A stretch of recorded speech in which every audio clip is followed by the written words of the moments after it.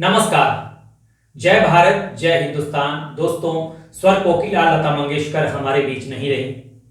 हम info and study की तरफ से उन्हें भावभीनी श्रद्धांजलि देते हैं। 2 दिन का राष्ट्रीय शोक है और इसलिए इस वीडियो में हम ये समझने की कोशिश करेंगे कि राष्ट्रीय शोक होता क्या है। लेकिन उसके पहले थोड़ी बात हम लता मंगेशकर के बारे में कर लेते हैं। देखिए, यूं तो उन्होंने कई अमर गाने दिए हैं भारतीय फिल्म इंडस्ट्री को। एक अपूरणीय क्षति जिसकी भरपाई तो शायद नहीं हो सकती। एक से एक गाने उन्होंने दिए हैं, लेकिन एक गाना जो भारत के लिए एक पहचान बन गया, जो जिसमें एक पूरी पहचान है भारतीयता की और भारत की पहचान के रूप में वो पूरे विश्व में वो प्रसिद्ध हो गया, वो है ऐ मेरे वतन के लोगों जरा आंखों में भर लो पानी। जो शहीद हुए हैं उनकी जरा याद करो कुर्बानी। भारत चीन युद्ध 1962 का, उसमें जो भी सैनिक शहीद हुए उन्हीं को याद किया गया है इस गीत में। कवि प्रदीप ने इस गीत को लिखा और पहली बार 27 जनवरी 1963 को लता मंगेशकर ने इसे दिल्ली में गाया था और उस समय तत्कालीन राष्ट्रपति सर्वपल्ली राधाकृष्णन और तत्कालीन प्रधानमंत्री जवाहरलाल नेहरू भी मौजूद थे उस कार्यक्रम में। और ऐसा कहा जाता है कि उस समय जो भी लोग वहां पर थे उनकी आंखें पूरी तरह से नम हो गई थी। तो जब तक भारत का अस्तित्व है उनका ये गीत अमर है।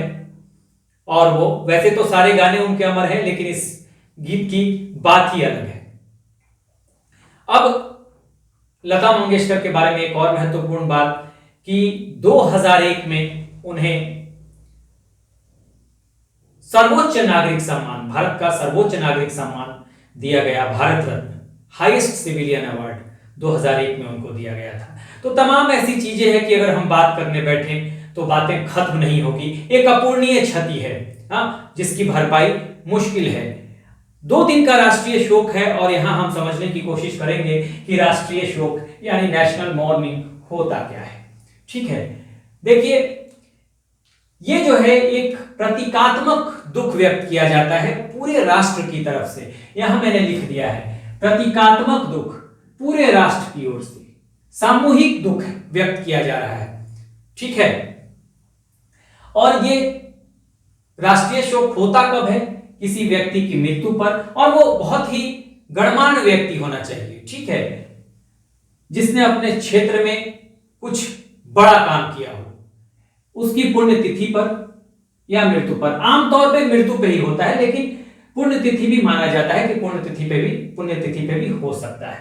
ठीक है, जब मृत्यु होती है उस समय या उनके मृत्यु की तिथि पे। ठीक है, अब इसमें होता क्या है? देखिए, फ्लैग कोड ऑफ इंडिया क्या कहता है? फ्लैग कोड ऑफ इंडिया है और यह कहता है कि राष्ट्र ध्वज आधा झुका रहेगा, यानी नेशनल फ्लैग जो है हमारा वो आधा झुका रहेगा। कहां झुका रहेगा? तो इंडियन इंस्टीट्यूशंस में। तो क्या इंडियन इंस्टीट्यूशन सिर्फ भारत में? नहीं, इंडिया एंड अब्रोड, यानी कि विदेशों में भी जो भी भारतीय संस्थान है, जैसे आप कह सकते हैं दूतावास यानी एम्बेसी है, हाई कमीशन है। ठीक है, तो वहां राष्ट्रीय ध्वज झुके रहेंगे। ठीक है, उसके बाद देखिए यहां पर इसका ड्यूरेशन यानी टाइम पीरियड क्या होता है राष्ट्रीय शोक का? कम से कम 1 दिन और अधिक से अधिक 7 दिन, 1 से 7 दिनों का यह पीरियड होता है। ठीक है, अगर आप देखें तो ये 2 दिन का राष्ट्रीय शोक है।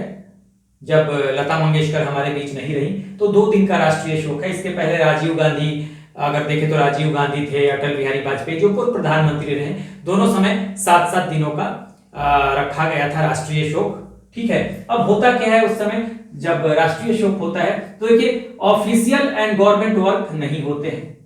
ठीक है, सरकारी कामकाज कोई नहीं होगा, औपचारिक और सरकारी कामकाज, कोई भी ऑफिशियल एंटरटेनमेंट नहीं होगा। आपको मैं बताऊं कि जब राजीव गांधी की डेथ हुई थी उस समय दूरदर्शन चलता था, सिर्फ समाचार आते थे और बाकी 24 घंटे जो होता था वो क्लासिकल म्यूजिक चलती रहती थी। ठीक है ना, क्लासिकल डांस या म्यूजिक यही चलता रहता था, बाकी कोई कार्यक्रम नहीं होता था। उसके बाद देखिए यहां पर जो दिवंगत होगा यानी कि जिसकी मृत्यु हुई है उसको उसका राजकीय सम्मान के साथ उसकी अंत्येष्टि की जाएगी। अंतिम संस्कार राजकीय सम्मान के साथ होगा। और राजकीय सम्मान में क्या होता है देखिए, बॉडी को तिरंगे में यानी नेशनल फ्लैग में लपेट दिया जाएगा और पूर्ण सैन्य सम्मान के साथ, ठीक है ना, सैनिक सम्मान दिया जाएगा। जैसे जो मिलिट्री बैंड है वो संगीत बजाएगी, शोक संगीत बजाएगी, वो ये होगा और बंदूकों की सलामी दी जाएगी। तो ये आपको ध्यान रखना है। स्वतंत्र भारत में जो पहला राजकीय सम्मान दिया गया था, फर्स्ट इंडिपेंडेंट इंडिया, वो महात्मा गांधी को दिया गया था, ठीक है ना, ये महात्मा गांधी को दिया गया था। देखिए राष्ट्रीय शोक और राजकीय सम्मान अलग अलग बातें हैं। कोई जरूरी नहीं है कि जिसको राजकीय सम्मान दिया जाए उसके लिए राष्ट्रीय शोक भी हो, ऐसा कोई जरूरी। राजकीय सम्मान बहुत सारे लोगों को दिया गया, जैसे मदर टेरेसा को, श्रीदेवी जो एक्ट्रेस थी, उनकी जब डेथ हुई थी तो उनको भी राजकीय सम्मान दिया गया। तो तमाम तरह की ऐसी पर्सनालिटीज होती हैं जिन्हें राजकीय सम्मान दिया जाता है।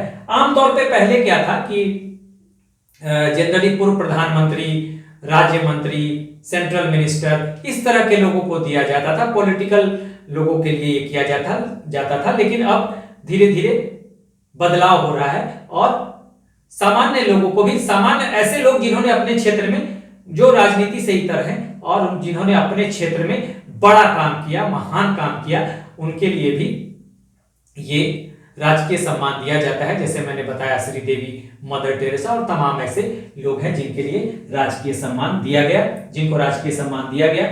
लेकिन ये आपको याद रखना है कि फर्स्ट जो राजकीय सम्मान था इंडिपेंडेंट इंडिया का, स्वतंत्र भारत का, वो महात्मा गांधी को दिया गया था। तो इस तरह से मुझे लगता है कि आपने ये समझा होगा कि क्या होता है राष्ट्रीय शोक। प्रतीकात्मक दुख व्यक्त किया जाता है, एक्सप्रेस किया जाता है पूरे राष्ट्र की तरफ से उस महान आत्मा के लिए, ठीक है। उनकी मृत्यु या पुण्यतिथि पे राष्ट्रीय शोक होता है। इसमें राष्ट्र ध्वज जो है आधा झुका रहता है, ठीक है, ये फ्लैग कोड ऑफ इंडिया के अनुसार, ठीक है, ये नियम है। और जो भी इंडियन संस्थान होंगे, भारतीय संस्थान, भारत में और भारत के बाहर यानी विदेशों में, जैसे कि दूतावास हो गए और भी तरह के जो भारतीय ऑफिशियल जो इंस्टीट्यूशंस होंगे सरकारी, तो वहां पे राष्ट्रध्वज झुका रहेगा। ड्यूरेशन जो होता है 1 से 7 दिनों का होता है, मिनिमम 1 दिन और मैक्सिमम 7 दिन। लता मंगेशकर जब गई है तो 2 दिनों का राष्ट्रीय शोक घोषित किया गया है, ठीक है। ऑफिशियल और गवर्नमेंट वर्क नहीं होंगे, कोई ऑफिशियल एंटरटेनमेंट यानी मनोरंजन के कार्यक्रम नहीं होंगे और जो जिनकी डेथ हुई है, ठीक है, उनको राजकीय सम्मान के साथ उनका अंतिम संस्कार किया जाएगा। राजकीय सम्मान का मतलब यह है कि उनके बॉडी को तिरंगे में लपेटा जाएगा और पूरा सैनिक सम्मान उन्हें दिया जाएगा, सैन्य सम्मान, जिसमें शोक संगीत होगा, मिलिट्री बैंड का शोक संगीत और बंदूकों की सलामी दी जाएगी। तो मेरे ख्याल से आपने समझ लिया। तो एक बार आप चाहें तो स्क्रीनशॉट भी ले सकते हैं। एक बार फिर हम लता मंगेशकर को अपनी श्रद्धांजलि अर्पित करते हैं। जय हिंद।